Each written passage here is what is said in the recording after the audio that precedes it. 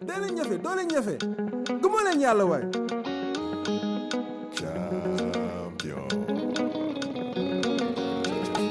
Legend in the making. Never thought about how long the dream would take when your confidence is breaking and you're fighting not to give in to temptation.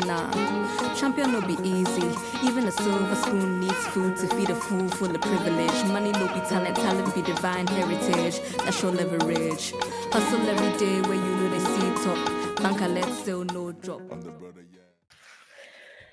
You are listening to In the Mix, and this silky voice is your host, Mariah, like my dad likes to call me, Imbrobs. In the Mix is a podcast dedicated to celebrating the wonderful, sexy African sound. That's Afrobeats, Amapiano, and all the juicy vibes in between. Today, I really wanted to talk about the African girls because they are doing the damn thing. Like, it's crazy right now. Thames, Tyler, Amare, Arya Star, Let's Go International, Bree Runway, Aya Nakamura. So many African women from within the continent and outside of it are holding shit down right now. Afrobeats wouldn't be where it is without the women putting in all this energy in great performances, great vocals, great lyrics, just fantastic stuff. We are in a renaissance of African women in music. Of course, there's always been the legends. There's Angelique Kidjo, multi-Grammy winner, Miriam Makeba, Brenda Fassie, Busi Swa, Mochada, Tiwa Savage, Miss Bell, Kaki, Abriwanana, even like Becca. I could go on and on and on and on and on. No, Erica. The women have always contributed so many amazing songs and music to the movement. But right now, the levels that we're reaching is unheard of.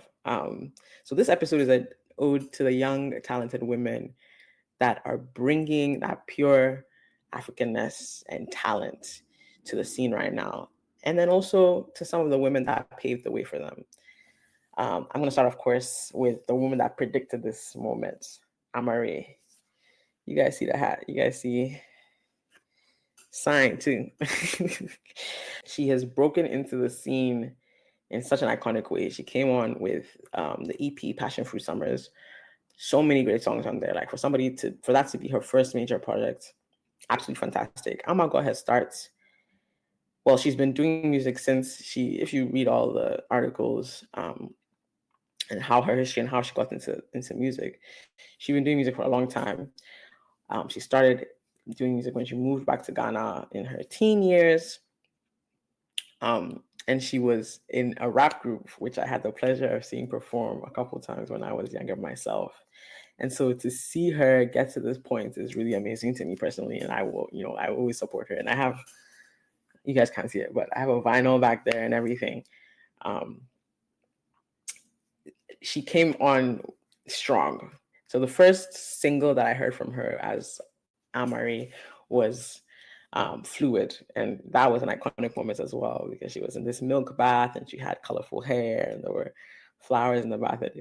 Ghanaians that were around at that time, Ghanaians that were into alternative music will definitely remember that moment.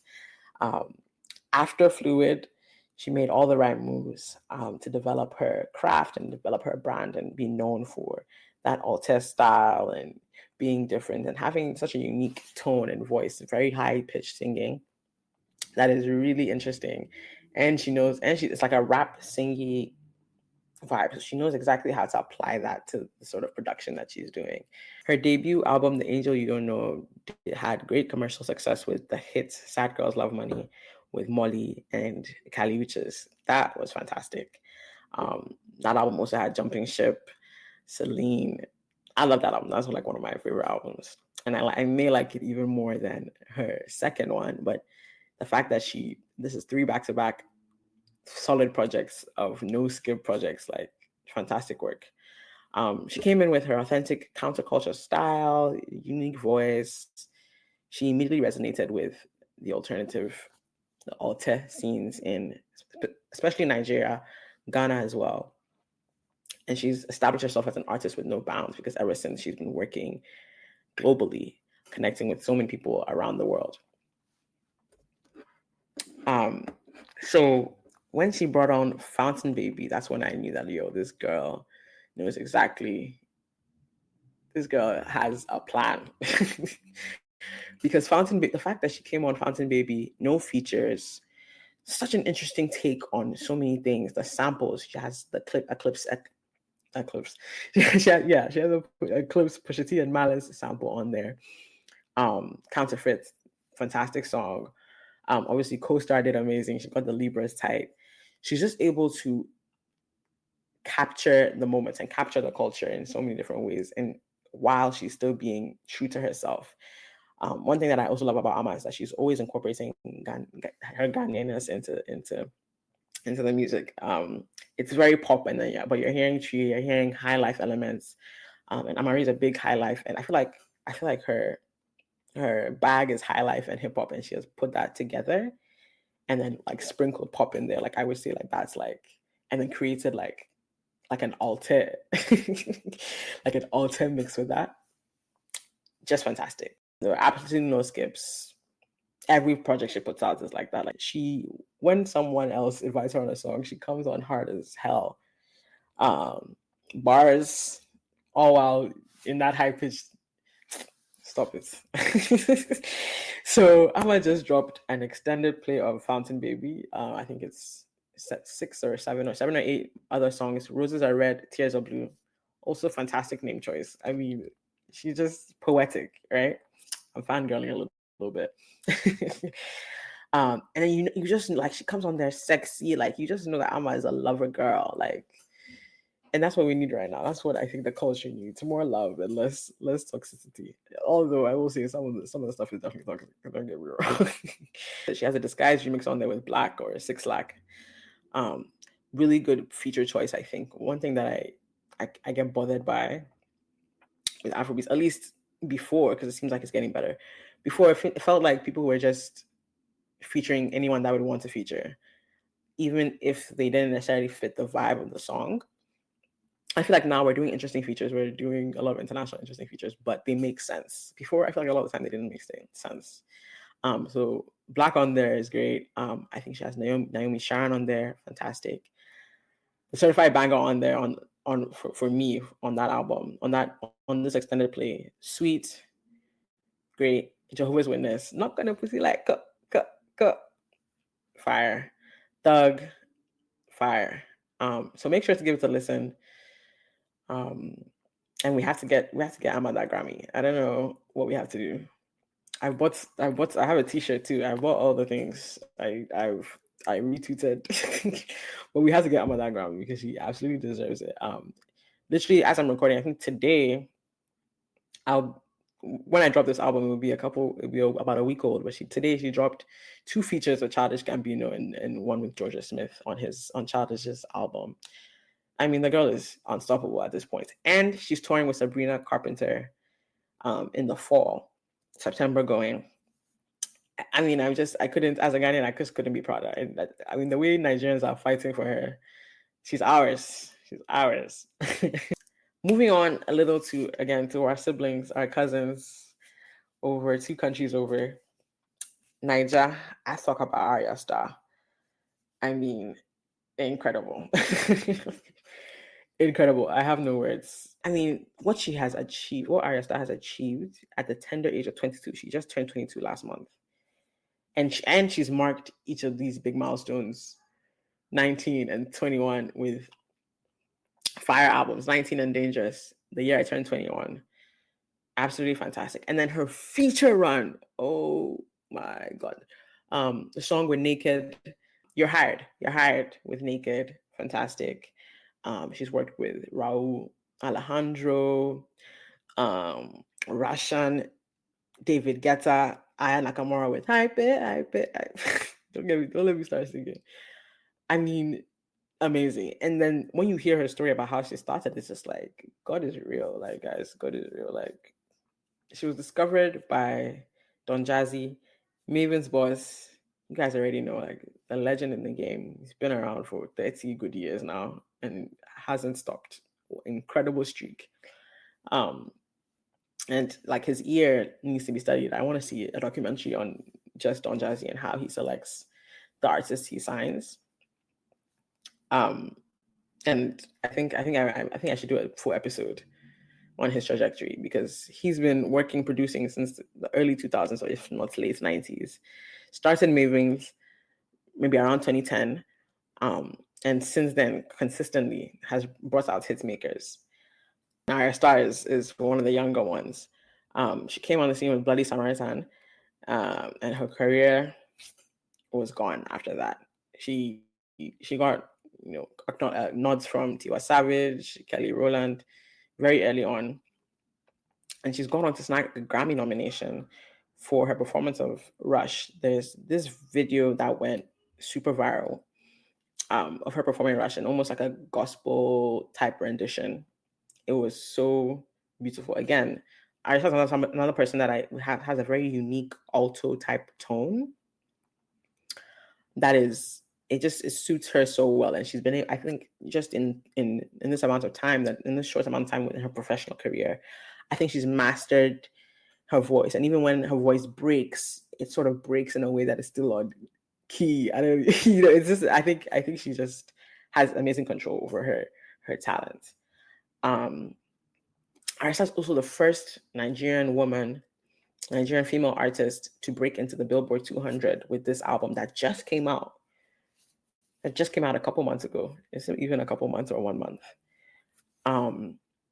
Huge for women. This is what I mean by we're breaking records in this era, and I mean, it's a wonderful time to be an African girly. She went on to perform on the biggest stage at Glastonbury. I'm not from there. I don't know how to pronounce that word. And on top of that, the Aya Nakamura feature. And she's teased an upcoming song with Chris Martin of Coldplay. I don't know what the song is called. They just teased that at a performance that Chris Martin was performing at. Or was it an Arista performance? I don't even know. This is a generational run. Like, I can't even imagine how good she's feeling. So young and so talented and so successful. And she's always saying how she's always been very confident. And confidence will get you far, because look at her. Like, again, it's all about believing in yourself and chasing your dreams. And like, I think these women are really doing that for the culture and for African women in general. So for a quick review of the album, the year 2021, really well thought out project. Again, suits her voice really well. The production's fantastic. Don Jazzy's on that, of course. She's trending for a reason. Like, she has all these stand pages, like, you can't even keep up. She's been able to like capture that feeling of being like a young, and I think that's a very popular type of type of song. Just being in your 20s and trying to figure life out. Beyonce has Schooling Life that gives very like in my 20s, and I'm growing up, I'm getting older. Obviously SZA has a lot of music like that, 20 somethings. You're just capturing this moment of youth, of being young, but also like trying to figure yourself out and growing and experiencing love and experiencing joy and experiencing pain. She captures that perfectly. And I think that's what most people are looking for, especially Gen Z, younger millennials, are just like, they just love being able to relate to an artist and relate to their experience. So she did that perfectly. Again, also great features: Giveon, Shay Vibes, Coco Jones, Ashake. 10 out of 10. All smashed it. Again, this album will get my highest rating, which is 3 stars. Few to no skips. I don't even think there's a skip on there. Some of my favorites: Goodbye, obviously. Commas was the lead single, was already doing well.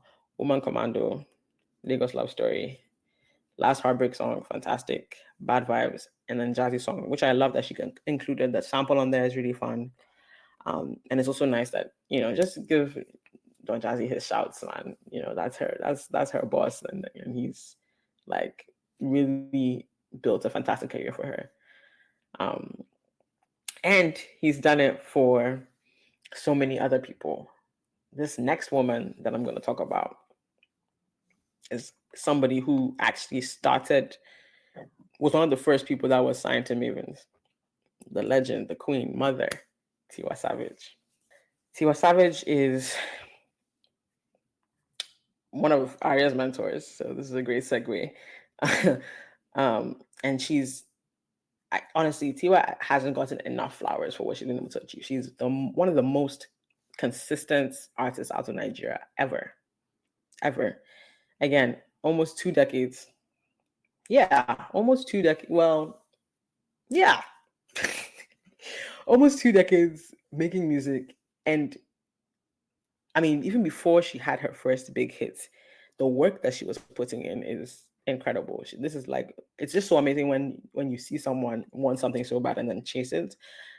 Tiwa Savage didn't have her first big hit till she was in her 30s, her early 30s, which is not like super old or whatever, but like compared to Arya Star, who started at 19, it's people tend to, I think, shy away from pursuing their dreams after a while. So it's always nice when someone who's like slightly older than what you would say the industry is, what is popular in the industry, I don't want to say industry average, but what's popular in the industry at the moment is always slightly older but able to hit the nail on the head.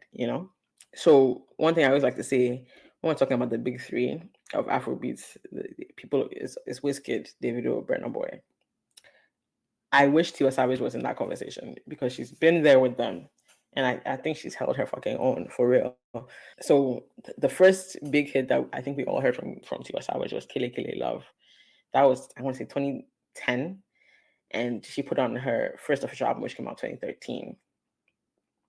And she was at this point, she's already been working in music for 7 years. Let me give you the background. She first appeared on X Factor in 2004 or 06 while pursuing a music degree from the Berklee College of Music, which is also another element of her that is also very interesting and I think is somewhat rare in the African music industry. Being like having an academic degree in your music craft, I think is slightly rare in the African music industry. So it's really cool that that's something that she pursued and specifically like put down to do. Her songwriting is where she really got her starts because she didn't make it at X Factor.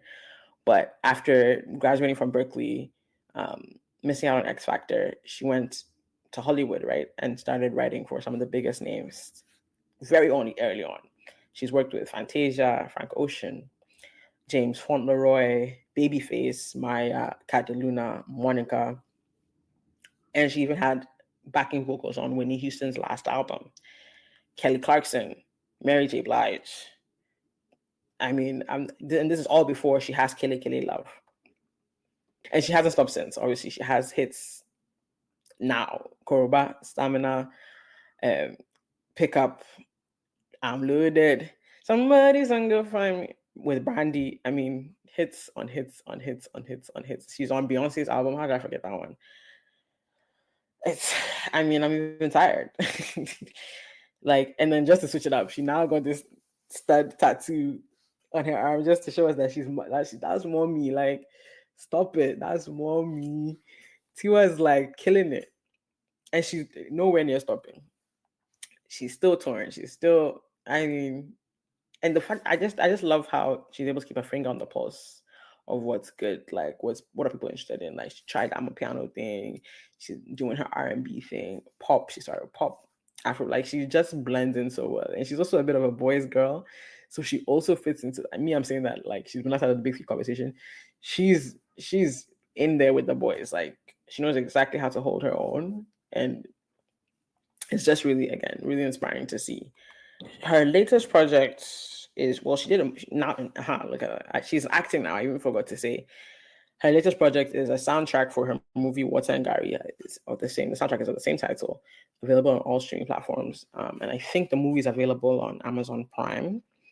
I don't know where one would watch it back home. Hopefully DSTV or Showmax. It would be my best guess. I haven't seen the movie myself, but the soundtrack is great. The song Kilimanjaro on there is fire. So go check that out. There's so many more women that I can talk about. So I split this episode into two, and I will be continuing next week with women that are outside of West Africa, because I've only focused on Ghana and Nigeria so far. So outside of West Africa, outside of the continent even, some of the African women that are killing the game right now. And so stay tuned next week. for that episode. Moving on to our final section, I like to call this section the mix. That's where I talk about what's in my mix, what's in my rotation, what have I been listening to. Obviously, these are just projects or songs I'm enjoying, and I think that everyone else would enjoy too. So I recommend it to you guys. And it's summertime, so everyone is dropping. I feel like I can't even keep up consistently. This episode has been about girls, but coincidentally, the album that's like on everybody's mind right now is Rema's He Is. I mean, you guys already know. I don't even have to say nothing. Zero skips. Rema's one of the greatest artists out of Nigeria at the moment. Obviously, there's so many hits on there. There's there's Macham, Egungungu, Ozeba.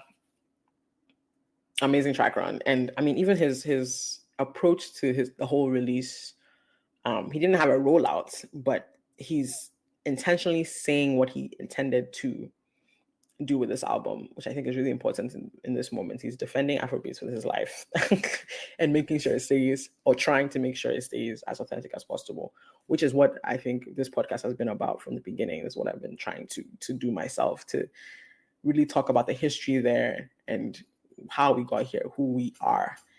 Because yes, the Western influence, I think, does make a difference. And I've had discussions with some guests on the show so far, asked their opinion on things. Some people agree, some people didn't agree. I'm glad to see that Rema agrees. Rema, I agree with you too. Like, we have to hold this thing down. Like, of course, like he said, do the calm downs, feature anybody you want to feature, but make sure you're also dropping that shit for the people at home, the people, the Ghanaians, the Nigerians, the South Africans, the Kenyans, the Sierra Leoneans. Like, we are on the continent, we are living there. Talk to us first. We created this with you, so talk to us first in the music, right? Moving on, another album I must mention, and maybe has gotten lost in the mix of all the other albums, is Victoni's Stubborn. Fantastic. I don't think it's being talked about enough at all. World WRLD produced most of the songs on there, and he's a fantastic producer. He has his own songs as well. The truly fantastic, honestly. Production is what is amazing to me. And if you're into R&B, I would say this album is for you for sure. Again, really interesting features on there. St. John is on there, which I thought was really interesting and worked really well. Like, their voices blended together perfectly. Yeah, I can't recommend that enough. Many other things that I'm listening to. Of course, King Promise dropped True to Self in June, I think early June. Songs I'm loving off there: Favorite Story, Perfect Combi, Continental, 100%. Gabsy did his thing on Perfect Combi. Sarkodie, the Championship EP. That's Landlord. Like, come on, stop playing. Of course. Certified Banger on there. X with Joey B. Anything Joey B touches, I'm all over. That's my man. That's big. Anything he touches, I'm on it. I'm also really enjoying Odil's EP, Sunday at Zuri's. There's Sosa on there. I think I'm saying that right. Soso. That's a hit right now. That's climbing up. A lot of people are liking that song. I really like it too. So check out those projects. All very enjoyable. I will say, if you are interested in a comprehensive review of Rema and Victoni's albums, I think I'm interested in doing that. I think I will record. I will record a comprehensive review of that. Subscribe to my YouTube, because that's where I'll put it, and follow our TikTok for all the fun snippets. That's at In The Mix Poddy, and I'll drop a song by song review of that with how I'm feeling, why I like the song, if the samples on there. I'll give it my certified banger stamp, and I'll also explain my rating system, because I sort of mentioned in this episode that sometimes I rate something 3 stars, certified banger, that type of vibe. I'm in this album review of Rema and Victoni's projects, I will explain all that, and I think it's gonna be good. So you guys go subscribe to my YouTube. Actually, this episode is gonna come out on my birthday. So as a birthday gift to me, I would love it if every single person that listens to this, or even doesn't listen to it, if you follow me on Instagram and you like what I do, you like what I'm into, subscribe. Go to our YouTube, subscribe In The Mix Poddy. Follow us on TikTok. If you want to chat to us, tell me if you want to share what you're listening to. Maybe I haven't mentioned something that you're listening to. Talk to me on Twitter, In The Mix Poddy. Instagram, that's where I put all the updates. If I have to tell you what's coming next, when it's coming, who's teasing new episodes, teasing guests, that's where I'll put all the updates. So follow us, subscribe, show some love. Thank you so much for tuning in. It's summertime. Go outside, find someone cute, dance, put them onto a song, make some memories. This has been In The Mix, and I've been Mariah. God bless. My niggas in the Ghana side. Haters gonna be running when the bar come. Hustle for the cash where I'm coming from. Champion with the whole number, talk too much.